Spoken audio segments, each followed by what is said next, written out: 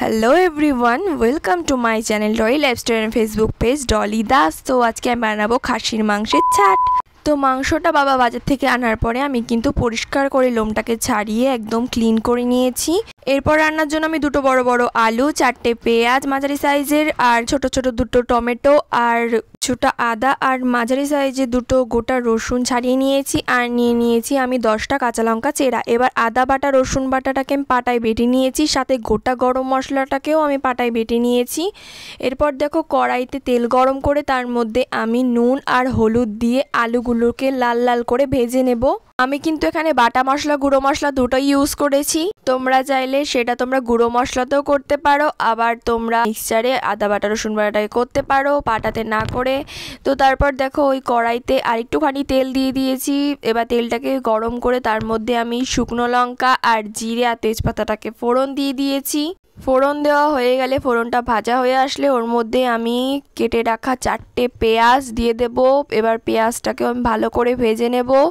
তোমরা হয়তো এই মাংসটা অনেকেই খাও না, অনেকে একটু ঘেন্না পাও, আবার অনেকেই আছে খুবই ভালোবাসে এই মাংসটা। তো আমার পার্সোনালি খুবই ভালো লাগে। তো দেখো পেঁয়াজটা ভাজা ভাজা হয়ে আসলে ওর মধ্যে আমি কাঁচা লঙ্কা দিয়ে দিয়েছি 10টা চেরা রেখেছিলাম যেটা। তো তারপর ওর মধ্যে টমেটোটাকেও দিয়ে দিয়েছি। এবার ওইগুলোকে ভালো করে ভেজে নিয়ে তারপর আদা বাটা রসুন বাটাটাকে দিয়ে দেবো। এবার মশলাকে ভালো করে কষাতে থাকবো।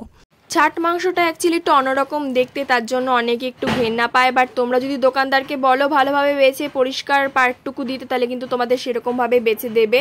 মশলাগুলোকে কষানোর পর এখানে দেখো আমি জিরের গুঁড়ো 2 চামচ মতো, লঙ্কার গুঁড়ো 2 চামচ মতো, হলুদ গুঁড়ো নিয়ে নিয়েছি। আর ওই মশলাটার মধ্যে আমি কিন্তু দিয়ে দিয়েছি ছাট মাংসগুলোকে। আর মাংসটাকে আমি ভালো করে কিন্তু ভেজে নেব।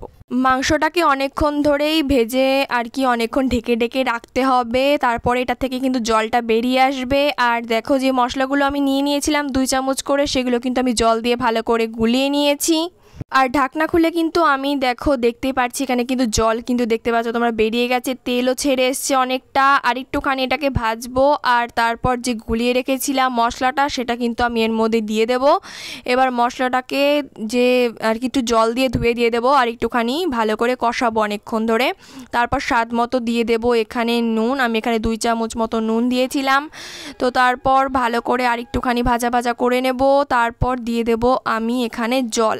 তো জল তোমাদের পছন্দ মতো দিতে পারো, কারণ তোমরা যেরকম গ্রেভি চাও সেরকম টাইপের দেবে। তারপর দেখো আমি এতটা মতো জল দিয়ে দিয়েছি। তারপর একটুখানি ফুটবে এটা।